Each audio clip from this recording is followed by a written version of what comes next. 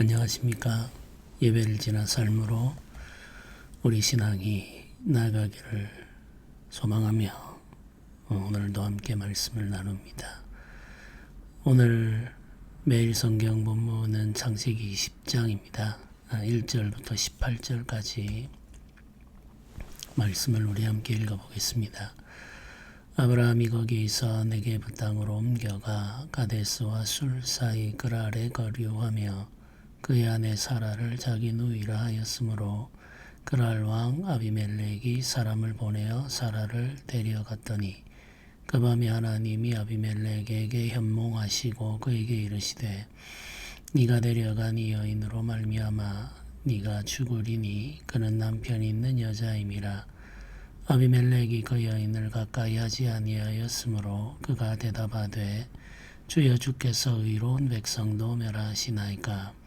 그가 나에게 이는 내 누이라고 하지 아니하였나이까. 그 여인도 그는 내 오라비라 하였사오니 나는 온전한 마음과 깨끗한 손으로 이렇게 하였나이다. 하나님이 꿈에 또 그에게 이르시되 네가 온전한 마음으로 이렇게 한 줄을 나도 알았으므로 너를 막아 내게 범죄하지 아니하게 하였나니 여인에게 가까이 하지 못하게 함이 때문이라. 이제 그 사람의 아내를 돌려보내라. 그는 선지자라. 그가 너를 위하여 기도하리니 네가 살려니와 네가 돌려보내지 아니하면 너와 내게 속한 자가 다 반드시 죽을 줄 알지니라. 아비멜렉이 그날 아침에 일찍이 일어나 모든 종들을 불러 그 모든 일을 말하여 들려주니 그들이 심히 두려워하였더라. 아비멜렉이 아브라함을 불러서 그에게 이르되 네가 어찌하여 우리에게 이렇게 하느냐. 내가 무슨 죄를 네게 범하였기에 네가 나와 내 나라의 큰 죄에 빠질 뻔하게 하였느냐. 네가 합당하지 아니한 일을 내게 행하였도다 하고 아비멜렉이 또 아브라함에게 이르되 네가 무슨 뜻으로 이렇게 하였느냐.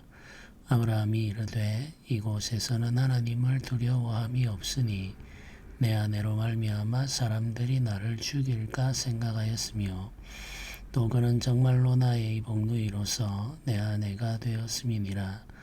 하나님이 나를 내 아버지의 집을 떠나 두루 다니게 하실 때에 내가 아내에게 말하기를 이후로 우리의 가는 곳마다 그대는 나를 그대의 오라비라 하라. 이것이 그대가 내게 베풀 은혜라 하였었노라. 아비멜렉이 양과 소와 종들을 이끌어 아브라함에게 주고 그의 아내 사라도 그에게 돌려보내고 아브라함에게 이르되 내 땅이 내 앞에 있으니 네가 보기에 좋은 데로 거주하라 하고 사라에게 이르되 내가 은 1000개를 네 오라비에게 주어서 그것으로 너와 함께한 여러 사람 앞에서 네 수치를 가리게 하였노라. 내 일이 다 해결되었느니라. 아브라함이 하나님께 기도하매 하나님이 아비멜렉과 그의 아내와 여종을 치료하사 출산하게 하셨으니 여호와께서 이왕에 아브라함의 아내 사라의 일로 아비멜렉의 집의 모든 태를 닫으셨음이더라. 아멘. 하나님께서 아브라함에게 아들을 주시겠다는 확증의 말씀을 하신 후의 일이죠. 내년 이맘때라고 시간까지 분명하게 예고하셨습니다. 이제 아브라함은 1년만 더 기다리면 사라에게서 아들을 얻을 수 있는 상황이 된 거죠. 오랫동안 기다려왔던 약속이 이루어질 날이 멀지 않았습니다. 그런데 아브라함이 또 한 번 큰 실수를 하게 되죠. 과거 이집트에서 있었던 일이 다시 재현되고 있습니다. 반복이죠. 아브라함이 자신의 연약함을 드러내는 그 모습의 반복된 모습, 이 성경에 기록되고 있습니다. 그때는 기근이라는 상황이 있었고 장소는 애굽이었죠. 이번에는 장소가 네게브 땅으로 옮겨 가다가 머물게 된 그랄입니다. 네게브는 가나안 남쪽 지역이죠. 경계 지역인데 가나안과 이집트 사이에 있는 광야를 네게브라고 부릅니다. 그곳에 있는 그랄이라고 하는 곳의 지도자는 아비멜렉이라고 불리는 자죠. 아비멜렉은 이름이라고 하기보다는 왕을 부르는 호칭이라고 생각을 하시면 되겠습니다. 이집트의 왕은 바로라고 부르고 그랄의 왕은 아비멜렉이라고 부르죠. 아비멜렉이라고 하는 말의 뜻은 나의 아버지는 왕이시다, 이런 의미를 가지고 있는 말입니다. 그랄에 가서 아브라함이 잠시 머물게 될 때에 자기 아내 사라를 누이라고 말하게 됩니다. 사라가 또 한 번 위험에 노출되게 되죠. 아브라함이 이렇게 한 이유는 두려움 때문이었습니다. 그랄 사람들이 하나님을 두려워하지 않았기 때문에 쉽게 말하면 죄인들이라는 말이죠. 소돔 성 사람들처럼 자기 욕심을 위해서 사람을 수단으로 생각하는 문화를 가지고 있었다고 할 수가 있겠습니다. 그래서 아내를 누이라고 속이게 됩니다. 아내를 누이라고 속이는 게 무슨 유익이 있을까? 우리가 이런 생각도 해볼 수 있고, 사라가 이미 나이가 많은데 사람들이 보기에 사라가 그렇게 아름다웠을까? 이런 질문도 할 수가 있습니다. 네, 우리가 이제 혼인이라고 하는 것을 생각할 때 그것이 중요한 것은 외모만이 아니죠. 사실 지금이나 그때나 권력을 가지고 있는 사람들에게 있어서 결혼이라고 하는 것은 정치적인 이유도 있고 경제적인 이유도 있습니다. 사라가 아브라함의 아내라고 하면은 아브라함을 죽이고 그 재산을 자신들의 소유로 만들 것인지, 아니면 아브라함과 혼인 관계를 통하여 동맹을 맺을 것인지, 이런 것을 두고 여러 가지 이 사안을 두고 생각을 하게 되죠. 아브라함이 이 누이 동생이 있다 하는 사실을 알게 되면 사람들은 전쟁을 통해서 아브라함의 소유를 다 차지하는 것보다는 혼인 관계를 통해서 동맹을 맺어 정치 경제적인 이익을 도모하는 쪽이 훨씬 더 안전하다는 생각을 할 수가 있죠. 아브라함이 그런 계획을 마음속에 품었던 것입니다. 자신의 안전을 위해서 사라를 적절하게 이용하려고 한 거죠. 그러니까 아내 사라를 수단으로 삼아서 그랄 왕과 좋은 관계를 맺고 그 지역에서 안전을 도모하겠다는 것이 아브라함의 생각이었던 겁니다. 굉장히 어리석은 생각이죠. 아내를 보호해야 할 책임, 그리고 하나님의 뜻이 아브라함과 사라를 통해서 이루어진다고 하는 그 하나님의 약속에 대한 믿음이 있다면 할 수 없는 일이었습니다. 그런데 아브라함은 또 이 어리석은 선택을 하게 됩니다. 두려움이 있었기 때문이죠. 아브라함에게는 이런 두려움이 있었습니다. 그리고 그 두려움을 해결하기 위해서 선택하는 방법이 거짓이죠. 아브라함이 거짓말을 했느냐 안 했느냐, 이것 가지고도 이제 우리가 생각을 해볼 수 있습니다. 왜냐하면 아브라함의 말대로 실제로 사라는 아브라함과 사촌지간이기 때문에 그렇습니다. 사촌 여동생이라고 할 수 있겠죠. 그러나 그것은 절반의 진실이죠. 사촌 여동생이지만 지금은 그의 아내가 되어 있기 때문이죠. 정직하게 말하면 사라는 아브라함의 아내입니다. 그런데 절반의 진실만 말함으로 거짓을 말하고 있는 거죠. 아브라함은 이렇게 종종 자신의 이익과 안전을 위해서 거짓말을 하는 그런 약점을 가지고 있었던 사람입니다. 아브라함이 이런 약함을 드러낼 때 하나님께서는 아브라함을 꾸짖거나 벌하지 않으시고 그를 보호하는 선택을 하십니다. 하나님께서 그랄 왕에게 나타나시고 그가 하려고 하는 일을 막으시죠. 범죄하지 못하게 막으십니다. 이것은 아브라함과 사라를 보호하기 위한 조치이기도 하고 그랄 왕이 지금 모르는 상황에서 이런 일을 하고 있기 때문에 그랄 왕이 범죄하지 않도록 지키는 의미도 있습니다. 하나님께서 아브라함의 연약함 때문에 일어난 이 복잡한 상황을 파국이 되기 전에 막으시죠. 그래서 아브라함과 사라를 보호하시고 그 가정을 지켜내시는 모습을 볼 수가 있습니다. 하나님의 은혜죠. 하나님께서는 이렇게 우리의 연약함과 때때로 나타나는 악함을 꾸짖지 않으시고 은혜로 보호하시고 인도하시는 자비로운 아버지이심을 우리가 한 번 더 확인하게 됩니다. 우리에게도 이런 연약함이 있죠. 아브라함이 두려울 때 거짓에 의존해서 두려움에서 벗어나려고 했던 것처럼 우리에게도 그런 연약함이 있습니다. 어떤 사람은 성격이 급해서 문제가 될 때도 있죠.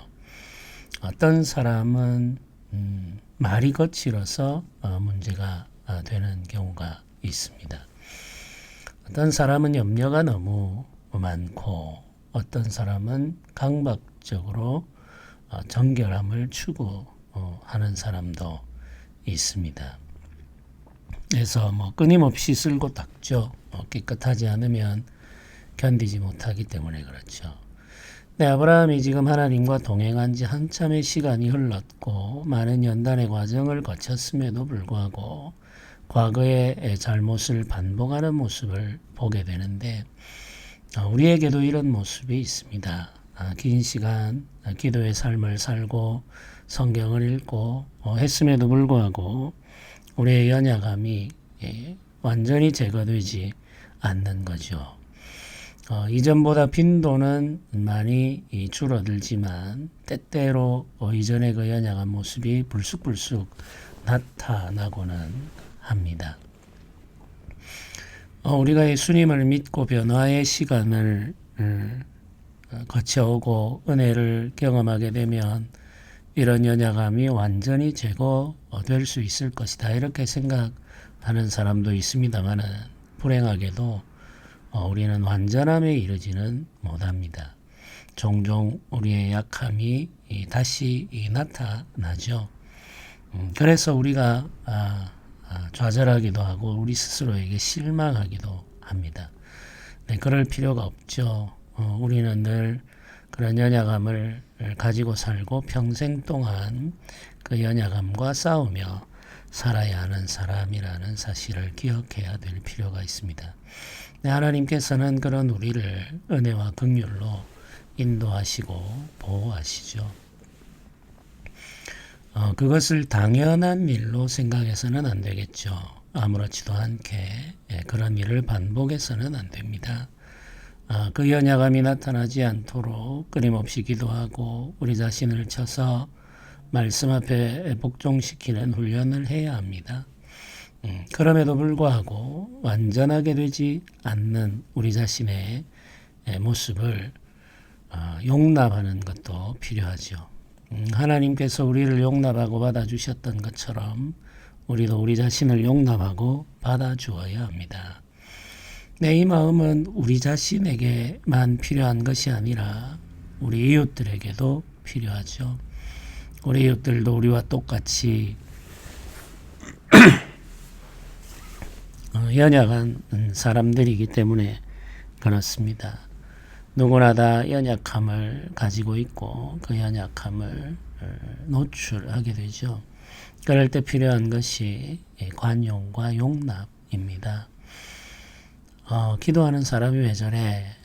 은혜 받았다면서 왜 저래? 이런 말을 할 수 있습니다만은 그런 말은 적절한 말은 아니죠. 기도하는 사람도 그런 연약함이 있고 은혜 받은 사람도 연약함을 완전히 벗어버릴 수 있는 것은 아니기 때문이죠.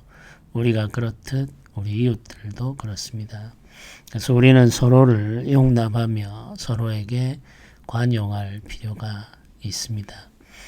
하나님께서 아브라함을 보호하시면서 아비멜렉에게 여러 가지를 말씀하시죠. 사라를 돌려보내라 이렇게 말씀하시면서 아브라함을 선지자라 이렇게 표현합니다. 하나님의 계시를 받은 자라는 의미죠. 하나님의 선지자인 아브라함이 아비멜렉을 위해 기도할 수 있는 권위도 가지고 있습니다. 만민을 위한 복이 될 사람이 아브라함이죠. 아브라함은 만민을 위해 기도하는 사람이기도 합니다. 아비멜렉을 위해서 기도할 사람이 아브라함이었죠. 그래서 아브라함은 아비멜렉보다 더 큰 자이고 더 위대한 자입니다. 하나님께서 아브라함이 가지고 있는 권위를 아비멜렉에게 알려주시죠. 아브라함이 기도하자 아비멜렉에게 임했던 하나님의 재앙이 다 사라지게 됩니다. 치료와 회복의 은혜가 나타나게 되죠. 믿는 자, 하나님의 은혜를 입은 자, 하나님께서 택하여 부른 자의 기도는 이처럼 능력이 있습니다. 교회는 이 땅을 위해서 기도하는 사람들의 모임이죠. 하나님의 나라를 믿고 살아가는 의인들의 공동체인 교회는 이 세상의 치유와 회복을 위해서 기도하도록 부름받았습니다. 하나님의 뜻이 이루어지고 죄가 사라지며 의의 역사가 부흥하게 되기를 소망하면서 기도해야 되겠습니다. 질병과 고통 속에서 눈물 흘리는 많은 사람들이 있습니다. 그들을 위해서도 기도해야 되겠죠. 하나님께서 그들에게 은혜를 베푸시고 긍휼을 허락하셔서 그들이 하나님의 은혜로 말미암아 회복되는 그 역사를 기대하면서 기도해야 됩니다. 세상은 지금도 하나님의 은혜를 필요로 합니다. 하나님의 도움이 필요하죠. 그래서 오늘 주께서 교회를 향하여 기도하라고 부르신다는 사실을 깨달을 필요가 있겠습니다. 우리에게 있어서 기도는 사명이죠. 하나님의 은혜가 이 땅에 임하도록 섬기는 일이 기도입니다. 그래서 혼란스러운 시대를 살아가면서 특별히 이 시대 그리고 이 나라와 이 민족을 위해서 기도하고 전쟁과 기아와 고통 속에서 신음하고 있는 많은 사람들을 마음에 품고 기도할 수 있는 교회로 성장할 수 있기를 바랍니다. 우리가 기도할 때 우리 기도의 지경이 더 넓어지면 좋겠다는 생각도 하고 있습니다. 우리 자신과 우리 가족 그리고 우리 교회뿐만 아니라 우리가 알고 있는 많은 사람들, 이웃들 그리고 나라와 민족 그 너머에 있는 이 세상의 많은 사람들 열방을 품고 우리가 기도해야 되겠습니다. 이 땅의 평화가 간절히 필요하다는 사실을 우리는 알고 있죠. 전쟁의 소식들이 계속 들려오는데 이 전쟁으로부터 자유하게 되고 평화가 다시 세상에 임하게 되는 은혜를 구해야 되겠습니다. 전쟁이 그치고 평화가 새롭게 정착되어서 전쟁으로 말미암아 고통하는 사람들을 구원해 주시기를 함께 기도하면서 하루하루를 보내면 좋겠습니다. 아브라함을 선지자라고 말씀하시는 하나님께서 오늘날 교회를 향해서도 동일한 말씀을 하고 계시죠. 교회는 하나님의 선지자, 왕같은 제사장들의 모임이며 이 세상과 하나님 사이의 중보자들의 공동체죠. 우리가 이 사명을 잘 감당하기 위해서는 기도하며 살아야 되겠습니다. 우리가 연약한 중에도 하나님의 뜻을 섬길 수 있다는 것이 은혜이고 감사해야 할 일이죠. 오늘 하루도 감사하며 주의 은혜를 의지합시다. 연약한 우리를 버리지 않으시고 오늘도 지키며 보호하시는 하나님의 은혜, 그리고 우리를 통해서 하나님의 선하심을 나타내시는 하나님의 인자하심을 기억하면서 기도하며 섬기는 우리 교회 모든 성도들이 되기를 주님의 이름으로 부탁드립니다. 기도드리겠습니다.